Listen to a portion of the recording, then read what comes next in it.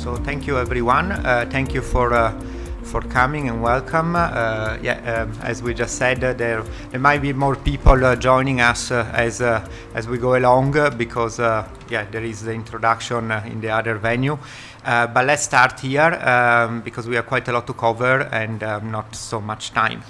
So my name is Tomaso Falchetta. I work for Privacy International. I'm chairing this panel. I would like to thank the European Consumer Association BEUC and the Transatlantic Consumer Dialogue for organizing this panel, which is about competition and data. I'll say a few words to kind of frame the issue, and then you will hear from our experts. The role of big tech companies, the role that they play or that they should play in shaping our democratic societies is increasing under scrutiny. And you all know about it, from the responsibilities of companies to address misinformation and manipulation of public and political debates, to the role that they play in detecting and removing content which incite violence or radicalization, to the ever-increasing demands for surveillance by government agencies. All these topics will be discussed at CPDP in the coming days. And in this panel, we will focus on one aspect that I believe is key to assess companies' roles in society, and that's the concentration of market power.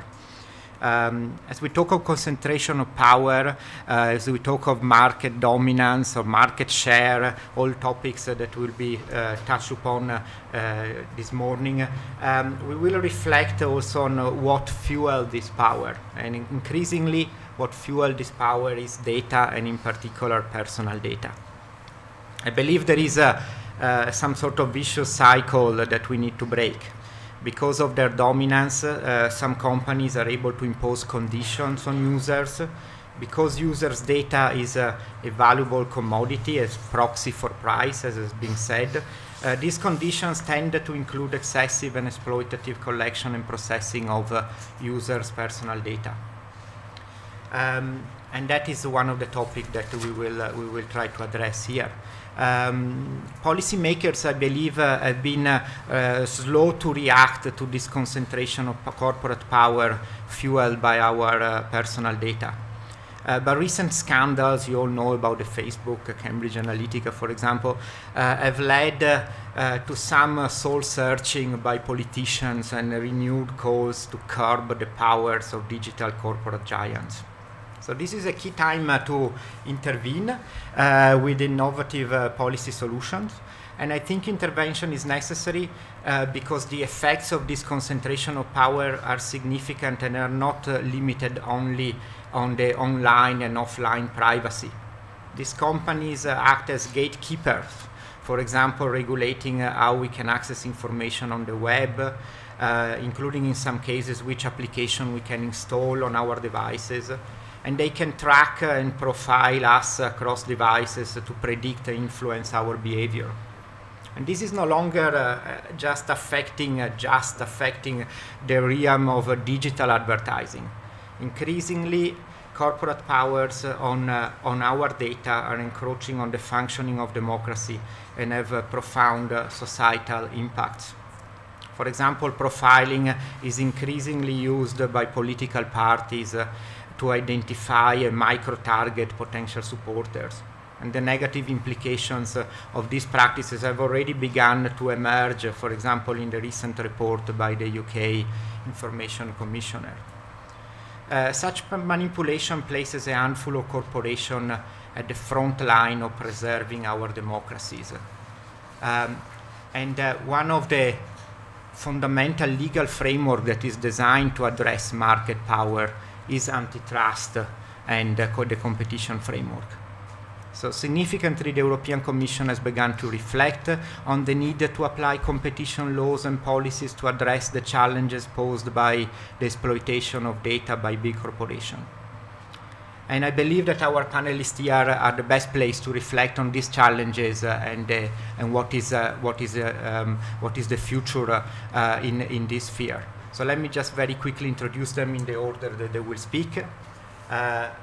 Liza, Dr. Liza Lovdahl Gormsen from the British Institute of International and Comparative Law. Agustin Reyna from the European Consumer Organization BEUC. Orla Lynskey from the London School of Economics. And Alexandros Papanikolaou from the European Commission DG Com. And Anna Fielder from the Transatlantic Consumer Dialogue will moderate this panel. So, Liza, thank you. Good morning, everyone, or those of you who have shown up. Thank you for the introduction, and also thank you to Agustin for inviting me here today. I'm a competition lawyer, so I come to this debate from an antitrust angle. And this is important because we have better remedies than the GDPR. I have been involved in this discussion on antitrust and privacy and data for quite some time now. And I have recently provided written and oral evidence to the Firman Review in the UK, which is looking at the digital economy and the platforms. And I have also delivered evidence to the House of Lords in the UK on this issue, so I'm fairly involved in the debate. What I've been asked to talk about today, because those who know me will know that I can talk until the cows come home, so I have been limited to one question, and I have been asked, do complex technologies and sophisticated abuses of market power call for an adjustment in competition law enforcement? So this is the question I'll be addressing now. And in order to answer that question, we need to distinguish between, on the one hand, the rules we have available in the treaty, and the relevant rules here, Article 101 and 102, particularly Article 102 that deals with abuse of market power, abuse of dominance. And then we have to distinguish the rules from the law enforcement, from the enforcement done by the European Commission.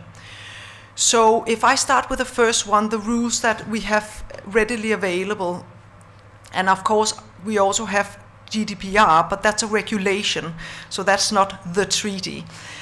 So looking at the majority of people around the world will agree that, they tend to always say that the rules are good enough and they're fine and we don't need to change them. I don't know whether they're saying that because it's so incredibly difficult to change the treaty, because it would require all the member states in the EU to sign up to that, and that's a very difficult political thing to do, or whether they actually do think the rules are good enough.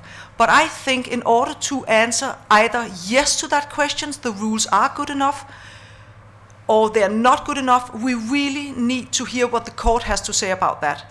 So the question is, now when we have data violation and data breaches and breaches of privacy, can those violations come under the antitrust umbrella? Can that be captured under Article 102? And let me give you an example, so it always helps with example, which is it an abuse of a dominant position when Facebook, which is dominant in the market for social network, sell or pass on personal data to advertisers and app developers, to which consumers has not provided meaningful consent? Because what everybody has consented on being on Facebook, they haven't provided what CNIL in France called meaningful consent. So despite having no meaningful consent, Facebook is still selling personal data.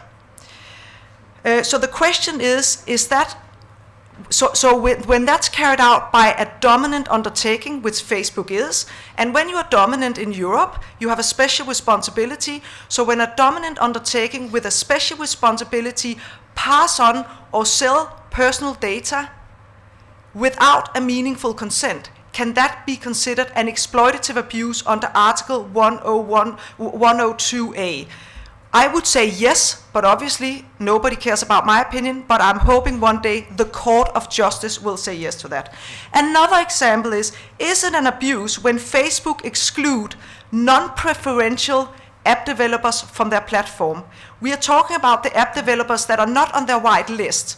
They are not the preferential app developers.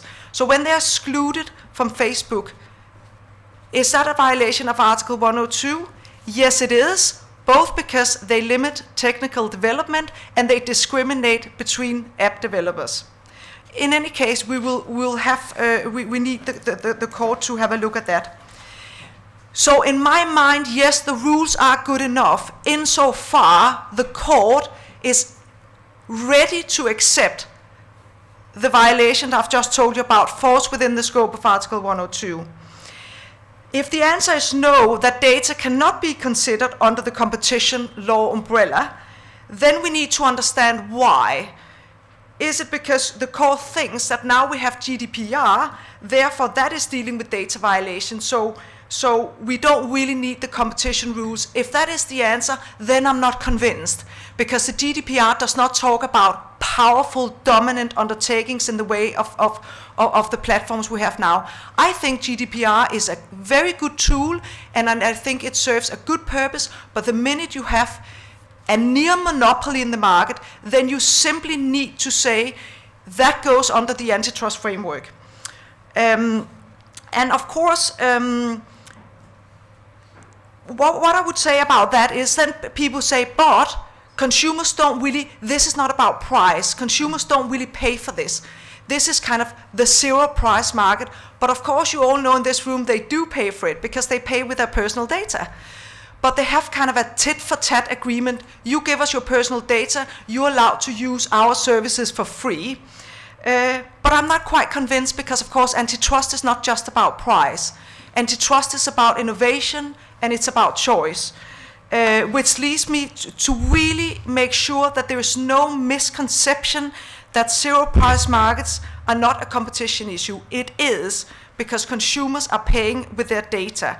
And also, as I've said, it's about innovation and choice. And innovation and choice are hampered when Facebook are excluding app developers from their platforms. And consumers are exploited when Facebook sell personal data to advertisers and app developers without a meaningful consent. So this is the first part. So depending on whether the court is willing to put data violations under the antitrust umbrella, if they're not, we need to change the rules. If they are, then I'm happy with the way the rules are. And as you have just heard, my opinion is that the rules are good enough to put that in if you just read the treaty. It's all in there. In terms of competition enforcement, of course, in order for the court to answer these two questions I've just posed, you either need a preliminary question from a national court going to the Court of Justice, or you need the European Commission to take enforcement action. So these are the two routes to get to the court. And of course, the European Commission has already done their fair share in terms of taking two cases against Google. Could they do more? Of course. The Commission can always do more, but it's a matter of money and it's a matter of resources. But most importantly, it's a matter of evidence. The Commission cannot just randomly reach out. I mean, unless they have evidence of an antitrust violation in the market, obviously they can't open an antitrust case. So how do they get that evidence? For example, the European Commission only took action against Google because they had all the evidence from Microsoft. Okay? So if they hadn't had that evidence, there wouldn't have been any antitrust action against Google. It was not that the European Commission woke up one day and just on a whim decided to take against Google. So therefore we need, so if any of you out there are either a app developer or know any app developers, could you please send them my way? I would very much like to talk to them. Okay, very finally, I have 1 minute left. What is there to do about that? What are the remedies? So, you know in the room here that one of the remedies in GDPR is 4% of the annual turnover. That in antitrust is 10%, so significantly higher. Plus in antitrust we have structural remedies, unlike the GDPR, so we can break up companies. What I would say though, with Facebook there is an inherent tension between the business model Facebook is running and then data rights and privacy. Because Facebook provides access to its platform for free, as you know, in return for the personal data. And of course, when you want to monetize personal data and selling that to advertisers, the quid pro quo between users and Facebook cannot continue. So if you want to monetize personal data, it doesn't work. There's an inherent tension between that business model and privacy and data. Therefore, the only possible remedy there is to ask them to anonymize the data. Would advertisers be interested in that? Absolutely not. But that was what we did in the old days when you advertised in the New York Times and wherever you advertised. So we have to go back to contextual advertising or give users a choice saying, meaningful consent. Do you want us to sell on your personal data and you can continue using this platform for free? Or do you want to go to a subscription model? I can understand from the looks in this panel that I need to stop now. I have another 2 remedies, but I will stop for now. Sorry, is this working? No? Okay, I'll use this one. Thank you very much, Liza.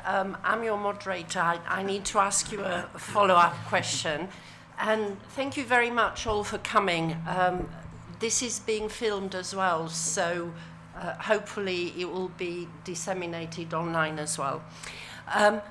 Very interesting remarks you made, Liza. Basically, from my understanding, I am not an expert on competition. You are saying that abuse of power by a dominant platform can be cured by taking them to court, not under the GDPR rules, but under the competition rules. And they're more effective, they have bigger fines. Why isn't it happening more often? I mean, you mentioned Google, but it's not happening a lot. People keep talking about GDPR and how we... as far as I know, there's enough evidence, there's a lot of evidence being brought out by research from NGOs, for example. Just briefly. Very briefly, I have worked, I should disclose, before I came to the British Institute of International and Comparative Law, I worked in public enforcement for 5 years. So I have a background in public enforcement, meaning I know what it takes to get through the door. In other words, it's not enough for NGOs to say, couldn't you please take an antitrust action? What you need is evidence, and you need a narrative. You need to have a good story. So in order for the Commission to have an initial meeting with you, you need a very good story, and then you need to back that up with evidence. Because, of course, they are bound by the law, so they can't just discretionary take enforcement action whenever somebody comes and knock on the door. Everybody has a good story to tell, but can they back that story up with evidence? This is really the question. In relation to the GDPR, I'm not trying to snooze GDPR by saying that's not a good regulation at all. I think it's a brilliant instrument. What I would say, though, is that there's no structural remedies. And when we're talking about near monopolies in the market, this is where antitrust come in. So it doesn't work against the GDPR, but it just kind of expands the scope in the way of saying, fair enough, there are just certain things antitrust need to deal with that GDPR can't deal with. Thank you very much, Agustin. Over to you. Yeah, thank you. I'll just put a timer. It's okay, You just hello everyone, and thank you for joining us in this panel. I would like to start taking something from your very interesting remarks, which is what is antitrust all about.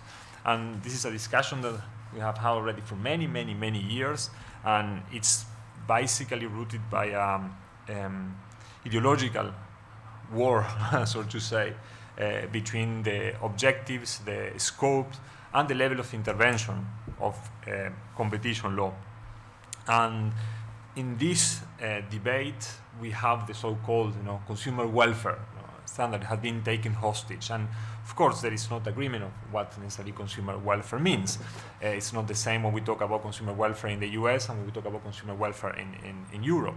And something that is important to bear in mind is that consumer welfare, as we know it, it's a economic standard. Basically means the difference between the willingness to pay of a consumer and how much have actually had paid for a good. And it's not a legal standard per se. But if you look in Europe, and if you look at our case law, when the courts, for example, refer to consumer welfare per se, they mean much more than that. And it is basically in the core of EU competition law, which makes us different from the US. And this is very much related to the goals, values of EU competition law. If you look closer, for example, at the cases that the Commission have recently taken against Google, those cases, are not about prices. Those cases are about choice, are about innovation, and ultimately, with the idea that consumers should benefit from that choice and that innovation that is put in the market, but different market players are interested to actually gain consumer trust, to gain their customers through competition, what we call it, on their own merits. And when we look specifically at zero price market, of course, the consumer welfare standard, as we have it in the US, doesn't, and have been imported in part in Europe, doesn't help us much because consumers do not pay with monetary price for accessing those services. So we have to look at what does mean then this consumer welfare within digital markets. And one of the areas, for example, that have been highlighted in recent merger decisions by the European Commission is the role of privacy. The fact that consumers can appreciate different standards of privacy protection or functionality, different standards of functionality of products and online services. And this is extremely important because at the end of the day, everything boils down to choice. You might want to be on Facebook, but you also might not want to be on Facebook because of their privacy or the data practices. But then what is your alternative to that? And whether Facebook had been doing something in a way that had prevented other companies to enter in the market and provide more choice to consumers, or for example, privacy enhancing technologies. So here, the antitrust law actually plays a very, very, very important role, and it's not about antitrust authorities taking the role of data protection authorities. This is not their objective. What they want to ensure is that there is sufficient choice in the market through the appropriate level of intervention. And just to finalize on this point, and something that you mentioned, Liza, is of course the GDPR is a very good instrument, but we don't have to forget what are the legal foundations of the GDPR. No, it's actually implements a personality right, implements a fundamental right. It's not a legislation designed, although that might have some elements, to address market failures. For that, we have other areas of law, such as, for example, competition law or consumer law. It doesn't mean, of course, that they cannot interact, because at the end of the day, the same practice might raise the alarm in these all different areas of law and within these all different enforcers. Thank you very much. You've been even under 5 minutes. Very impressive. 10 seconds. 10 seconds. Can I ask you a question? You mentioned a lot consumer welfare and how it comes into consideration when competition cases are judged. And I'm just thinking in terms of privacy and impact on privacy. How does consumer welfare relate to privacy and data protection? And what is the difference between welfare and well-being, which is talked more in Europe now as opposed to the US? Just a clarification on that. Yeah, if I need to give a short answer, our consumer welfare is the consumer well-being, and that actually finds its roots in the treaties of the European Union, which is one of the objectives of the EU, is to ensure the well-being of its peoples. And the different areas of EU law, the different enforcement, different institution work should be directed toward this aim. And that also includes the role of competition authorities and the role of the courts. And actually, the courts have already acknowledged that the ultimate objective of competition law is to ensure the markets work well, for the well-being of all of us. So that's why I started saying that when we talk about consumer welfare, we are on a completely different page in Europe compared to the US. So by well-being, you mean more than just money? Absolutely. So privacy and your personal privacy would come into the well-being. Yeah. Okay, thank you very much. Okay, good morning, everybody. So, as Agustin and Liza have already mentioned, this discussion around how data protection and competition intersect and whether they should intersect was launched many years ago, so in 2014, by the European Data Protection Supervisor through the preliminary opinion on competition and data protection. And that was a very prescient opinion at the time. But what you can see now, 5 years later, is that from a substantive perspective, things have moved on quite significantly. So the two ways that we've already heard about where these two areas of law intersect are kind of coming to fruition. So on the one hand, we can envisage cases where you have an abuse of dominance by a data-driven firm like Facebook or Google, which also constitutes a breach of data protection law, like the example Liza gave about exploitation through lack of consent. So on the one hand, we have those types of cases, and on the other hand, we can think of the cases Agustin referred to, where you might have the behaviour of this type of data-driven firm leading to a reduction in consumer welfare because it leads to a reduced quality when it comes to data protection or impoverished choice when it comes to data protection.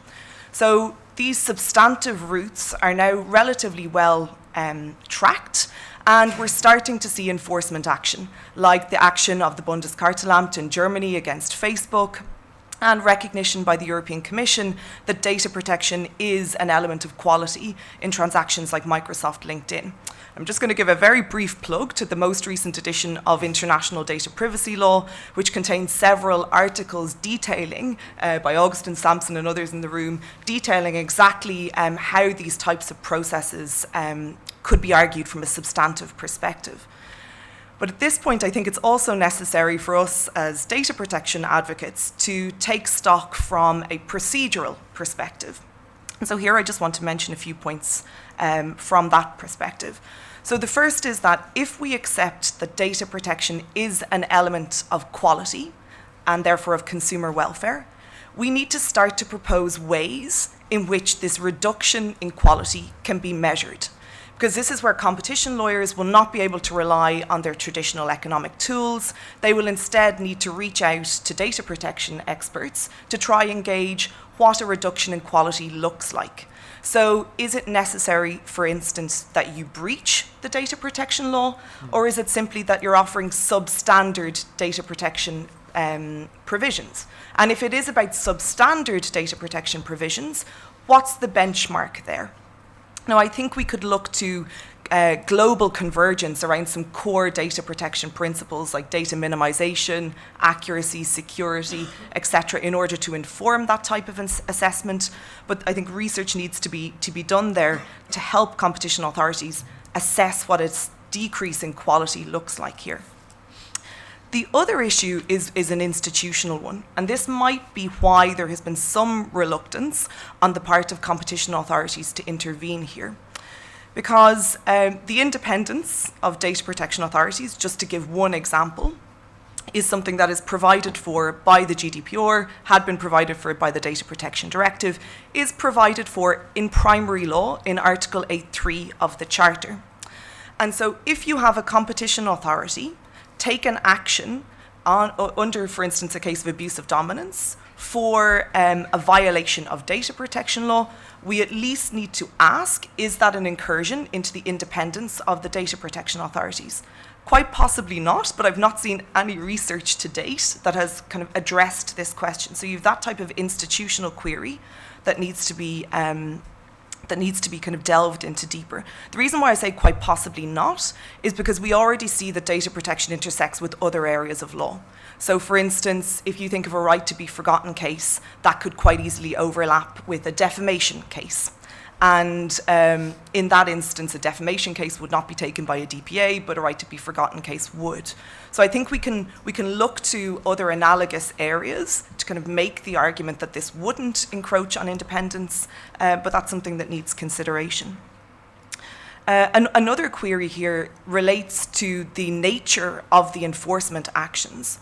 As Liza has pointed out, competition law has a very enviable enforcement apparatus that includes fines of up to 10% of annual global turnover, plus the ability to impose structural remedies. And in fact, the remedies set out in the GDPR were, to a large extent, modelled on those competition law remedies.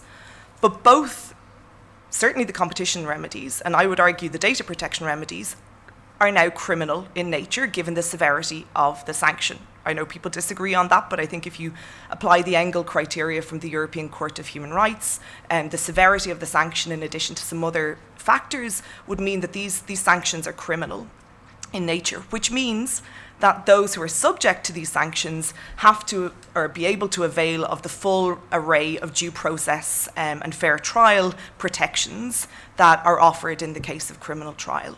So this, what I'm getting at here is this means that if you have competition enforcement against a particular company for this type of violation, there couldn't be follow-on data protection enforcement because it would violate a right like nebis in idem or double jeopardy.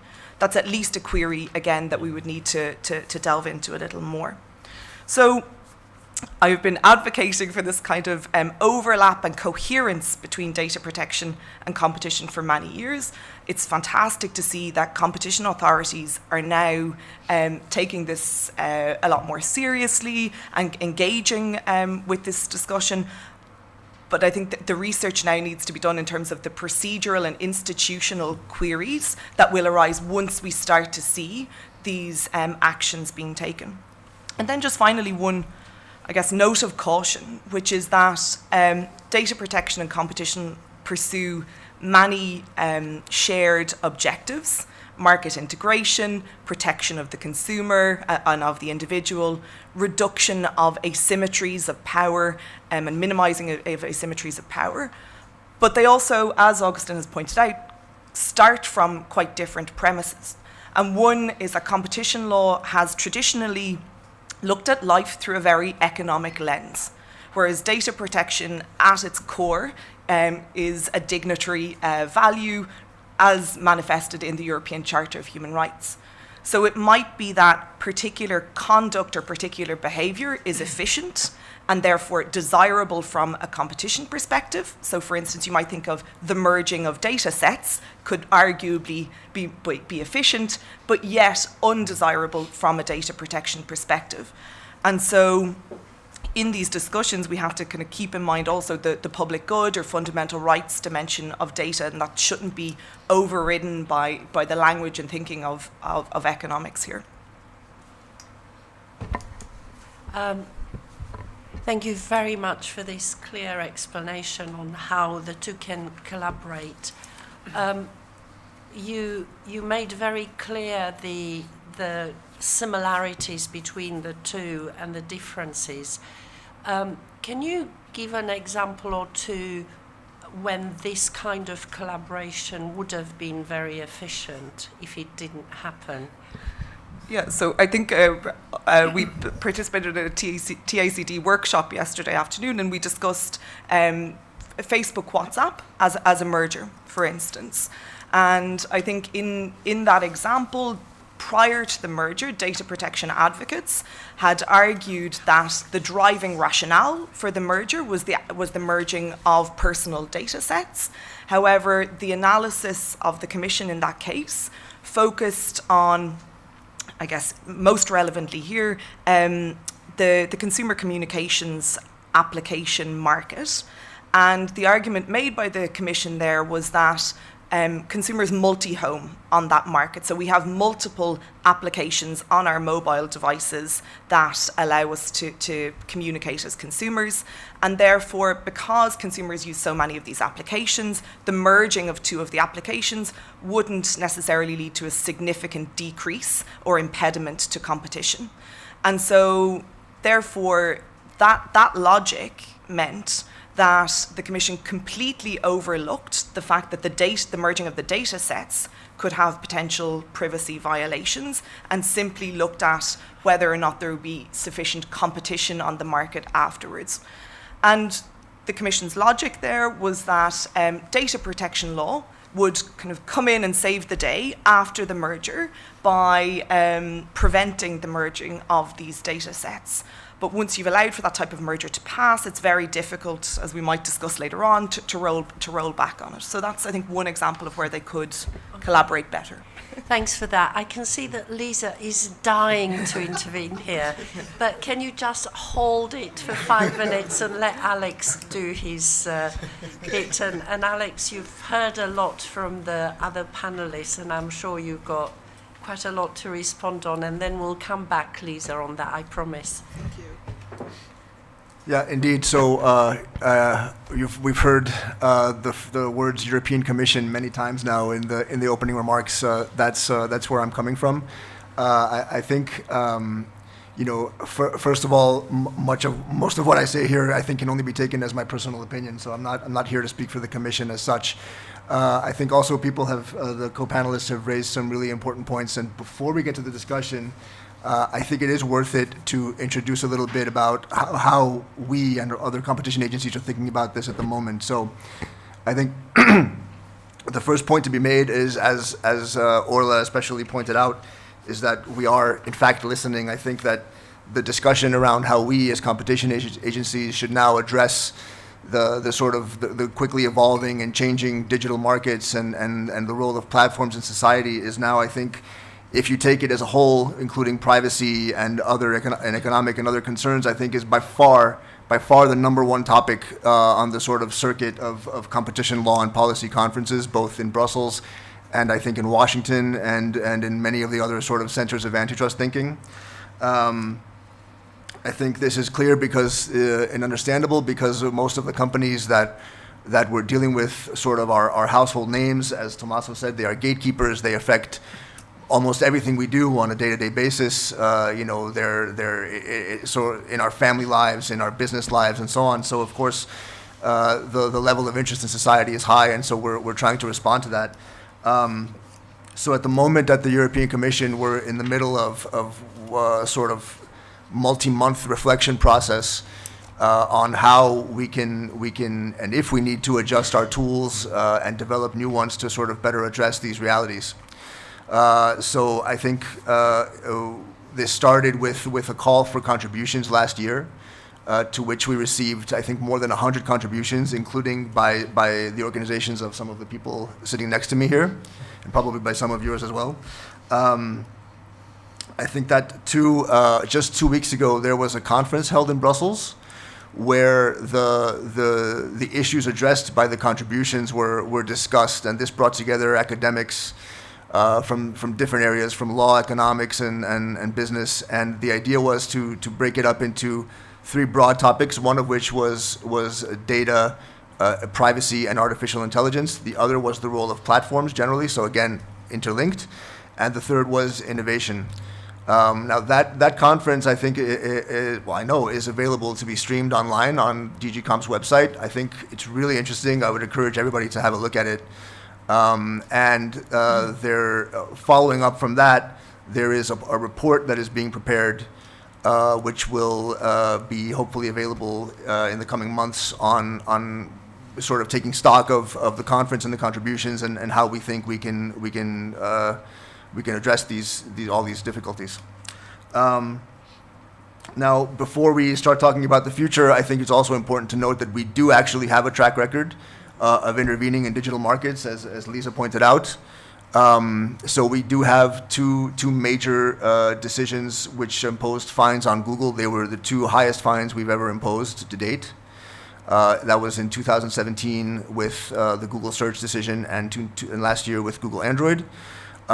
We are also active in other types of markets. We have had 4 decisions fining consumer electronics manufacturers who were using automated pricing algorithms to keep prices up, of their retail prices up throughout Europe, and those were just last year. I think that We also have had a case where Amazon introduced commitments in the sort of ebooks market to protect, what's the best way to put it? I think to not foreclose competition among other ebook sellers, because we know that Amazon is very powerful in the ebook sector. We also have another preliminary investigation ongoing now in relation to Amazon, having to do with the terms, its use of data which it collects from retailer merchants who use its marketplace.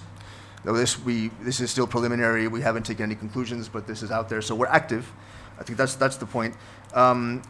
We have also had cases, as has also been mentioned, merger cases where we've looked at privacy and data protection concerns, including, of course, Facebook, WhatsApp, but also Microsoft, LinkedIn, and Apple Shazam.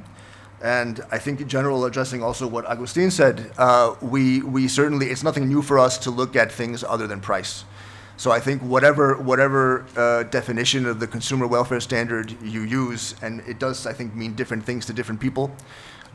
With us, it's, of course, in most conventional markets over the decades, we focused on price because that's the most obvious parameter of competition, but that doesn't mean that we're reluctant or that we don't take on issues other than price. And so we, in zero price markets and in other scenarios as well, we treat non-price elements as parameters of competition, for example, in terms of quality, as Orla mentioned. So equality, choice, or innovation, these are important for us. For example, we've run cartel cases where we have found that the companies basically agreed to limit or delay the rollout of better environmental technology as part of the larger infringement. We have, in pharmaceutical mergers, we very routinely look at incentives to continue to innovate and how these will be affected by the merger and to develop new pharmaceuticals. So I think that when you look at the question of degradation of data protection, I think that this could fit into this framework rather easily, of course, with the caveats that Orla mentioned about how to measure the degradation, what the benchmark is. I think that where what we would need, I think, is actual evidence that consumers look at it as an element of quality and that find it important. And so I think that this came through, I think, in Microsoft LinkedIn, because I think it is clear that at least for under LinkedIn's business model as a social network, I think privacy is somewhat important. And so we looked at that very closely. And I think that the benchmark for us to intervene would not have to reach the level of a breach of GDPR, assuming that the degradation in quality was significant enough to affect consumers, to have an appreciable effect on how consumers saw the product. That's sort of in general terms. Of course, everything has to be on a case-by-case basis. Also, again, subject to a very fact-intensive analysis, we would examine whether the accumulation of data in the hands of a single firm could reduce competition by, for example, acting as a barrier to entry. So if one firm controls so much data that and the data is important enough to allow other firms to compete with it on its markets, then I think we could act under Article 102. We could intervene in the case of a merger filing. Of course, then I think this, there is also a tension between, as I think others have brought up, between what might be an ideal remedy from a competition point of view, which would be to obligate a firm to give access to others of its data. But this, of course, could be in conflict with privacy rights. And so these are the kinds of things that we need to continue to work on. I think I'm maybe in danger of going over my 5, but I think I would conclude just by saying that at this stage of the debate that we're at now, we think that the basic rules and the framework that we've developed are sufficiently flexible to allow us to address these issues. But we're working on sort of refining certain tools. So how to adjust the way we look at where exactly to sort of turn the lens between let's say a short-term price consideration, which is what we would normally look at in a conventional market, and rather to assess long-term network effects, which in the case of platforms is generally more important. These kinds of things that we're sort of listening to and we're processing. And also, I think that the last message I would leave you with before turning to the discussion is that we are enforcement authorities still will generally work on by case enforcement, and so we can't completely replace regulation, no matter what we do. And so I think we need to start thinking in the frame of mind of having enforcement, case-by-case enforcement and regulation as sort of complements and interacting with each other rather than as substitutes or being at opposing ends of the spectrum. Thank you very much for these enlightening remarks. Liza, I still know you are burning to intervene, but I just have one follow-up question to Alex. Then we can open it up for discussion, and also with the audience as well, if you have questions or remarks to make.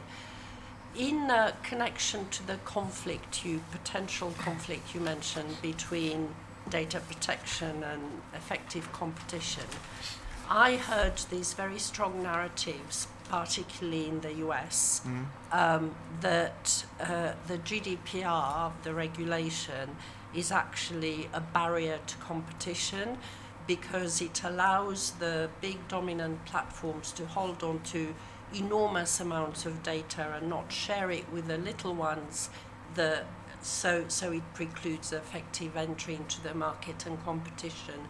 What would you say to that, and what would the other panelists say to that?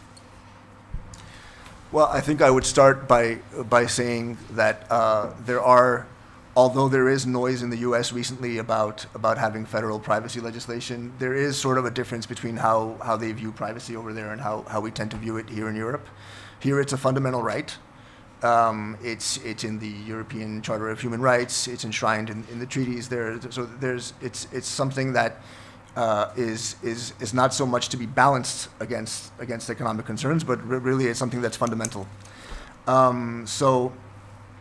I think in terms of the practical points of the GDPR, I think first of all, it's a little bit, so I think with GDPR, I think what's important to be understood is that the basic rules and the framework that it introduces is not really an introduction, it's actually just a codification and sort of an updating of rules that have been in place in Europe for decades.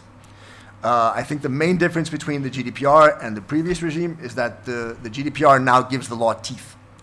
And I think that's what people react to. I think it's still very early to be able to judge the effect on competition. I think that to some extent there's a bit of a fear because people all of a sudden start hearing about fines and so on and enforcement. So I think it's normal for businesses to sort of, especially if they're not coming from the European context, to sort of take a step back and say, whoa, let's lawyer up. We need to figure out what's going on here. And it's really easy to sort of say that it can inhibit business. I have heard as well of smaller players who sort of have decided to shut down their websites in Europe when GDPR came on. Frankly, I think that this ought to be correctable once people sort of get used to the new reality. Yeah, I mean. Okay, Liza, and then Johnny, you wanted to speak. Yeah. Thank you very much. I don't want to monopolize this, but I have to say something about the WhatsApp. So, of course, the European Commission, when they looked at Facebook's acquisition of WhatsApp, they are bound by the European merger regulation. So again, they can't just go wild. And unless you have a community dimension, the European Commission do not have the jurisdiction to look at this. And there was no community dimension because, of course, at the time, the turnover of WhatsApp was very low. Okay, so in that way, they couldn't do that. Despite that, they understood the mood of the people, and therefore they looked into it. Quite a lot of member states had asked the Commission to look into it. So despite being bound by the European merger regulation, they did look at that transaction. What I don't understand is the European merger regulation did not come into force before 1989. What did we do from 1958, when we had the treaty coming into force, until 1989, where the merger regulation? How did we deal with merger for all of those years? The way they looked at merger on the European level was looking at whether there was a structural impairment of the market. And they used the continental can, which is one of the first cases under Article 102, specifically, that's a merger case. So we have Article 102 to deal with these situations, even if it doesn't have a community dimension under the European merger regulating. Of course, I know everybody would be laughing at me and saying, oh no, you're not trolling out continental can again. I can just hear it. I mean, that's not going to fly, but I'm just going to say that there is a precedent for that out there. And now, as you may have read in the New York Times, now the Facebook will be integrating WhatsApp, Instagram, and Facebook Messengers into the platform. Why are they doing that? Potentially to avoid a structural remedy if they come that way, because you can imagine when these three services are integrated into the Facebook platform, it will be much more difficult to impose a structural remedy from an antitrust point of view. So I think people should bear in mind that there is a lot of business thinking going on. This is just not on a whim. I mean, they know this is coming at some point, and they want to avoid that structural remedy coming their way. By structure. Sorry, is this still not working? Yeah, it is. Yeah. By structural remedy, you mean actually telling the company you have to separate the various... Yes, break them up, sell them Yeah. off, and do these things. Yeah. Okay, I have Johnny from the audience wanting to ask a question and speak. Can you... we have to... Can we use the mic? Yeah.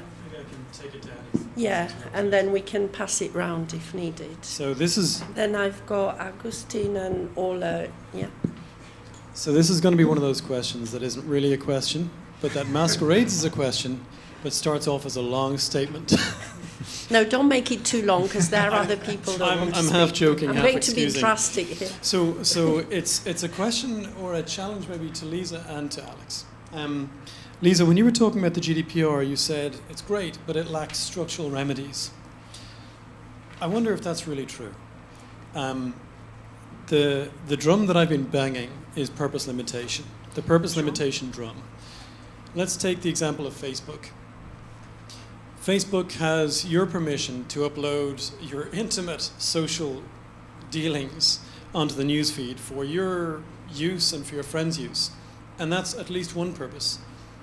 Now, when Facebook then wants to mine those data, which it already has, but when it wants to mine them to figure out whether to show you ads for Advil, for example, that's another set of purposes. It's at least one purpose. Now, purpose limitation, if it were to be enforced, which is a very large if, purpose limitation would say, potentially, Facebook, you're doing two at least totally different things. And what that means is that if the time came to break up just Facebook, let alone Instagram, WhatsApp, whatever else you want to throw into the mix, instead of breaking up the company and saying you no longer own these components, you simply say, we're going to ask our colleagues in the data protection authorities to enforce purpose limitation. And this creates a soft breakup. And the soft breakup would become a hard breakup the next time a scandal hits Facebook. Okay. And let me add on to that a little bit. Here's what that would do, right? Instead of Facebook being able to say, we are now going to open some new business in some virgin market and auto-dominate that market by taking our network effects in this line of business and dumping them onto that line of business, instead you're saying, actually Facebook, or whatever the company is, we are going to make your ability to be cohesive as a business, we're going to make that dependent on how much trust the audience or user has in you. So the competition regulator doesn't need to come in and say, we shall break you up. It doesn't even need to understand the company brilliantly. It just needs to put the onus on the consumer to understand the company. Well, okay, yeah. hang on a second. Really, do you want to discuss this, or shall I take another question? Probably this, because it's very important. Go. It's interesting because I only had 5 minutes to speak in the beginning. I said I had other remedies, and one of the remedies exactly, and it's in my note, purpose limitation. We're a cartel.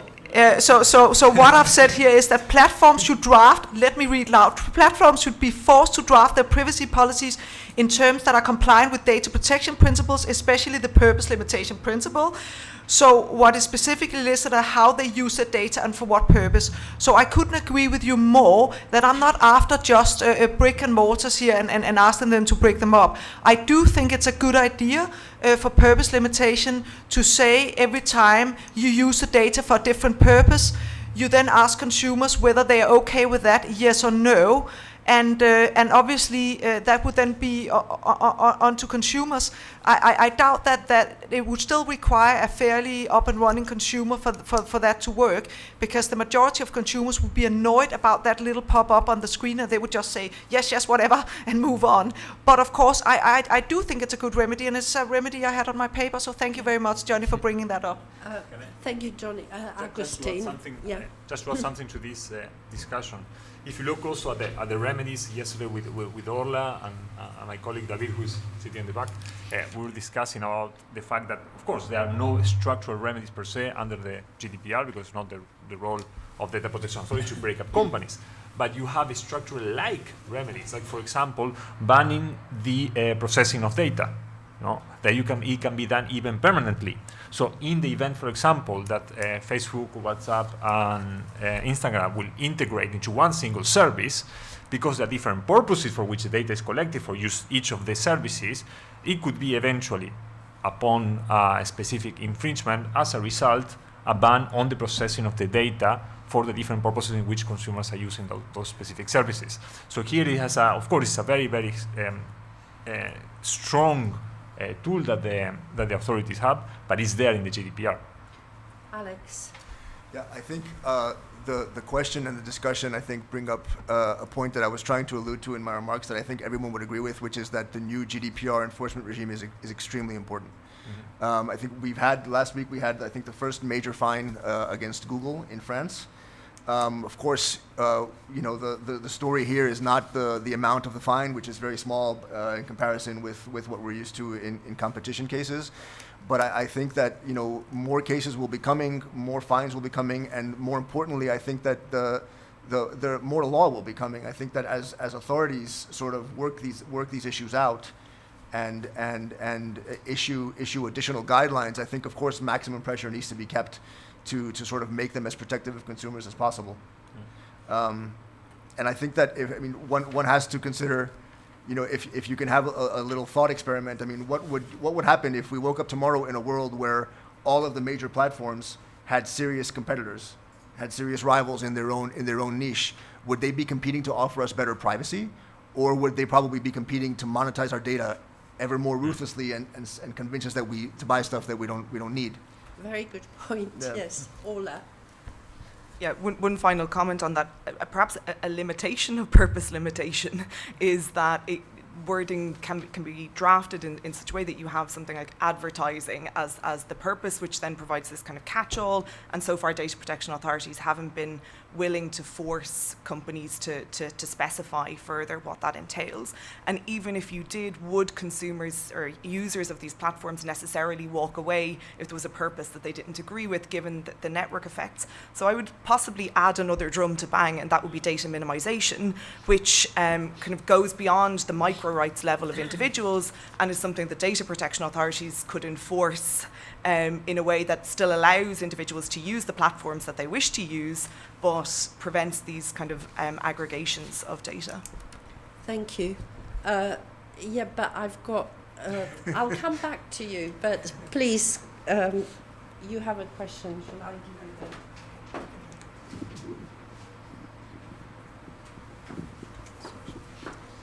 the... Hello. Thank you for your interesting insights. So I have two questions, one for Liza and for one... I don't think the mic is working. Hello? Yeah. Okay. So one for Liza and one for Alexandros. So Liza, you mentioned that, for example, collecting data without informed consent by dominant undertakings could be considered as an exploitative conduct. And I just want to double down on Orla's comment on being a bit more concrete. So I just want to ask you,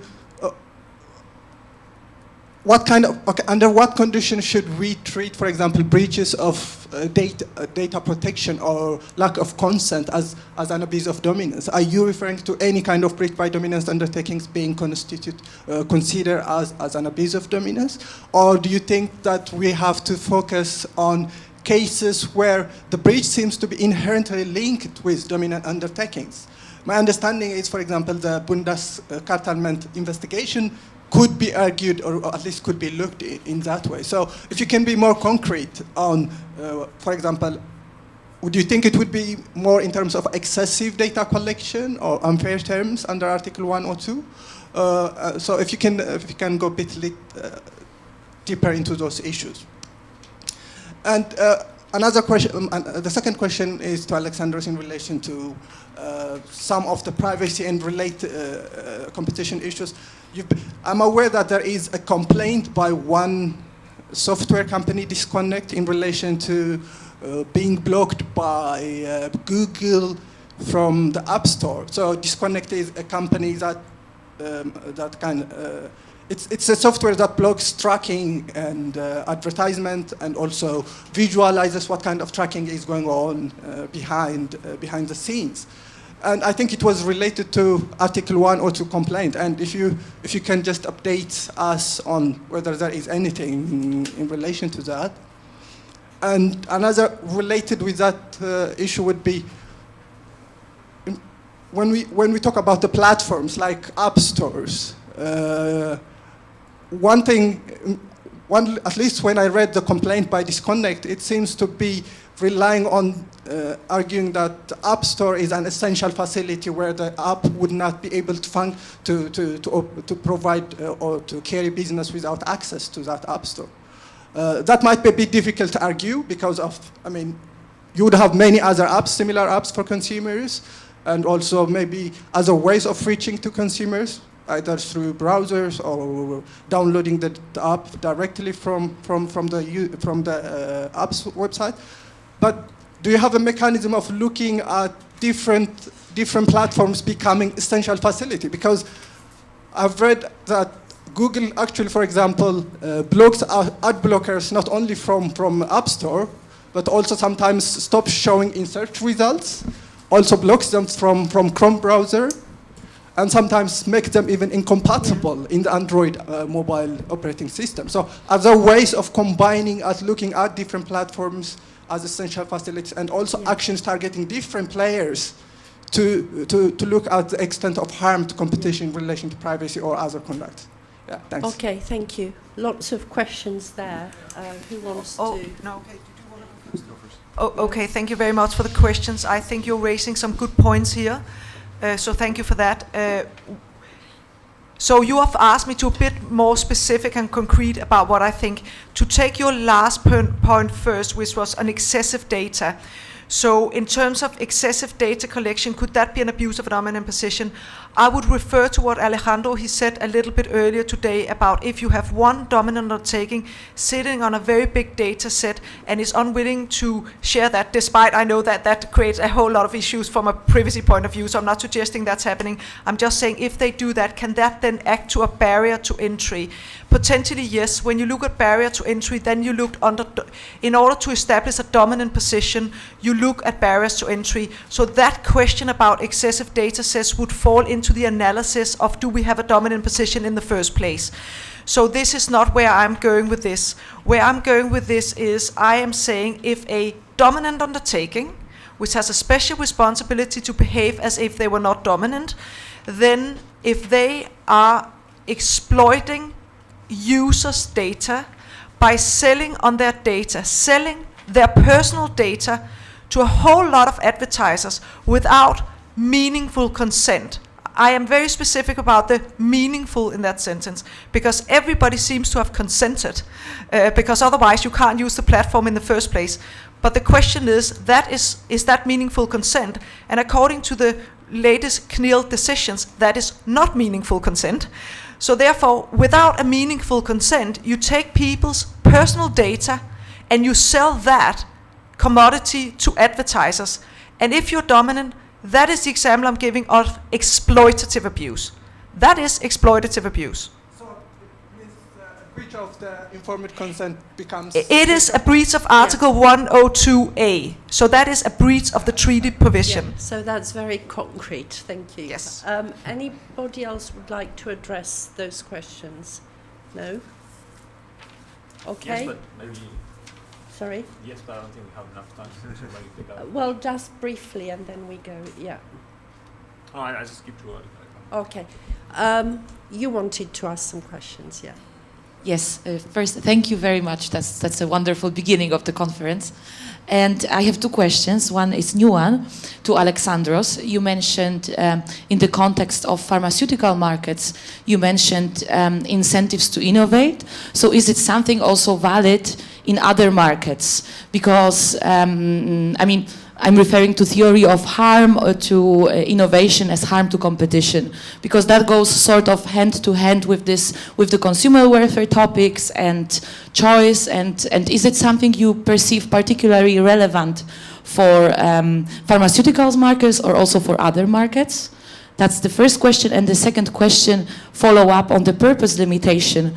So what are borders of purpose limitation, or what is granular enough in your opinion? Do we want to have like 10 checkboxes separate, so that would be in this case granular enough? For example, advertising, like is this broad enough, or should it be then described better in the consent, or rather divided into different fields? So that's what's your view on that? Thanks. Very good question. So that's to Alex and anybody who wants to answer, and then we wrap up. I'm definitely going to leave the second question to someone else. I think in terms of the first question, there is this concept now of killer acquisitions. So I think that's the most obvious reply to your question. It's this idea that the platforms buy up startups, basically. Let's take a step back. That actually the most a fairly valid source of competitive tension or threat to the major platforms would be a company that no one's ever heard of, that designs a sort of niche product that sort of captures a very small segment of the market first and then develops and grows into something that actually can sort of threaten them. And the idea is that they buy these companies before these either to buy up this innovation and use it themselves, or to sort of kill it and sort of integrate it into their own business before it can grow. And the problem with this, as Liza brought up when discussing Facebook WhatsApp, of course, is that at least we have jurisdictional thresholds where below which we cannot actually review a concentration, a merger. So we have these at European level where based on turnover of the companies, each member state has its own thresholds, and part of the reason why we were able to look at Facebook WhatsApp is because some of these have to do with market shares, and they're not just linked to turnover.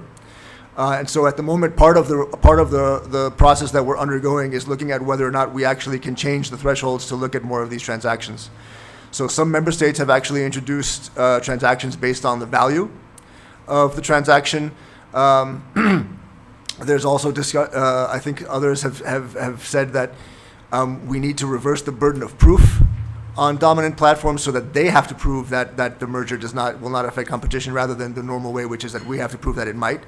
And that, I think, brings up the difficulty here. I mean, I think in pharmaceuticals it's a little bit easier than it is in this industry, because this industry has so many different varied applications and so many different varied things that can be done that first look like they're really nothing. They're a very small thing, and then come out of nowhere. I mean, the way that Facebook replaced MySpace, and MySpace replaced Friendster, and you can take any example there. So the way Google replaced Alta Vista and so on.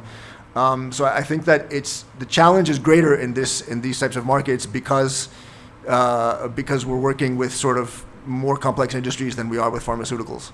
But that's one of the things that we're looking into. I think I also owe the gentleman in front of you a reply, but I don't know if...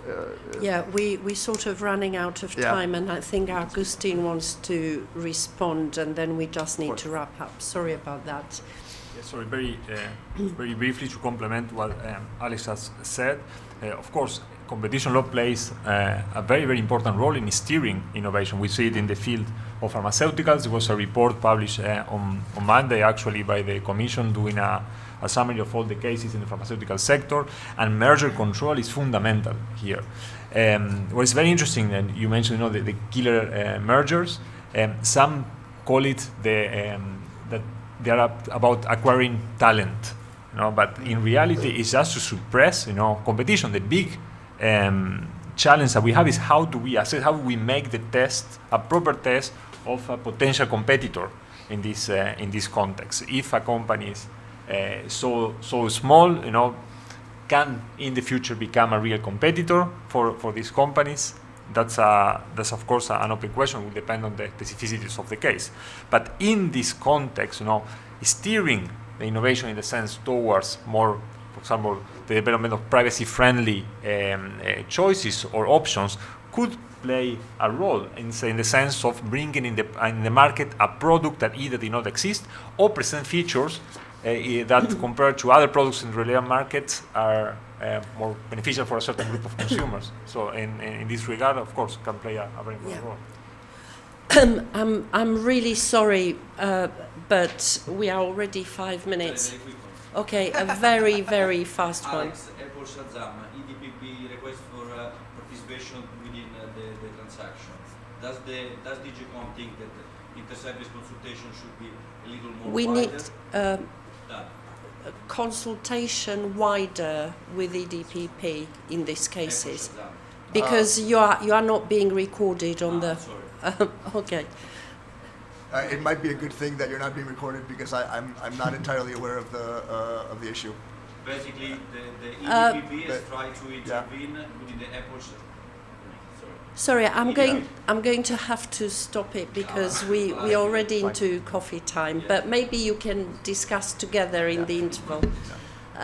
Can I ask you all to do me a 1 second wrap up on basically what would be your main message in terms of what needs to change, if anything, in order to bring privacy and data protection consideration more closely actually in achieving action in competition and privacy. As Johnny, for example, suggested a remedy, what would you suggest? Orla, do start. I was hoping to dodge that one.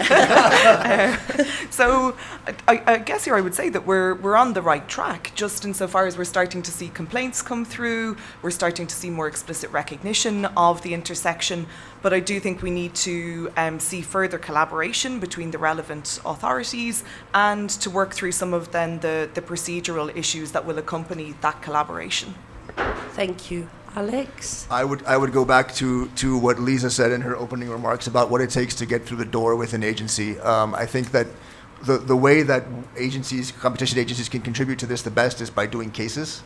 So I think that it's really important that for people to keep in mind that they can come talk to us. We are obligated to look at every complaint we receive. So to the extent that we're not obligated to open an investigation, obviously, but we're obligated to look into it somewhere. It's not going to just sit in a file somewhere. So if you have a good story, if you have exactly a narrative that shows how competition is being harmed, we're there to listen. That's good to know. We will, we promise. Tomaso. Thank you.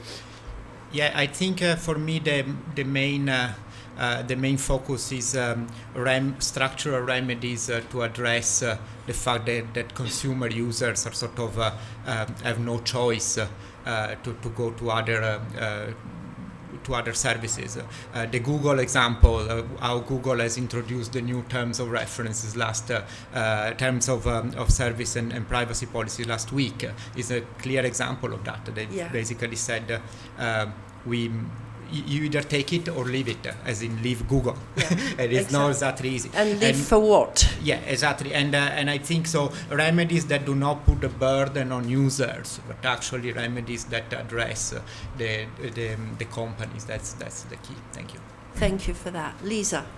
Thank you very much. I just have one message. Could you please encourage all your friends and your app developers out there to come and speak to me? It is necessary. I get the evidence. Okay, so anybody who has been excluded from Facebook one way or another of a business, can you please come and talk to me? And can you please tell all your friends to come and talk to me? Thank you. I think they will, yes. Agustin. They can come to talk to me too. And No, then I they have come talk just to me. one simple, one very, and then we go and talk to you. Yeah, one very simple message. I think we need another Margaret Vestager in the next commission, because enforcing the law is ultimately a political decision, like it is not enforcing the law. So I think that here we had 4 years in which a lot of progress has been made at EU level, also national level, having very active Because of a good competition commissioner. agencies, but also because there was political will to advance and to allow the enforcers to do their jobs, which was enforce the law and monitor the market and listen to market players and so on. But with this, for the same price, you might have somebody that does not deliver on enforcement and thinks that the market will solve itself. So here I think it's very important that to ensure that hopefully we'll have a... So what you're saying is ultimately a political decision, that it's not depending on a democratic vote, yeah? No, not really. Ultimately, the commissioners are appointed by the governments, are elected by the people. Yeah. But I think here the message should be that the enforcers, they will look and they will enforce the law as long as they have the resources to do so. And I hope that also if they have the green light by the politicians, which should consider enforcement something very important. It doesn't mean that the enforcement itself has to be politicized. No? But the decision to enforce is a political decision ultimately. I think that's a very good note to end on, and thank you all very much for coming. You were few but perfectly formed, and it will all be on video so it can be revisited and the discussion will continue. Thank you. I think coffee is served here as well.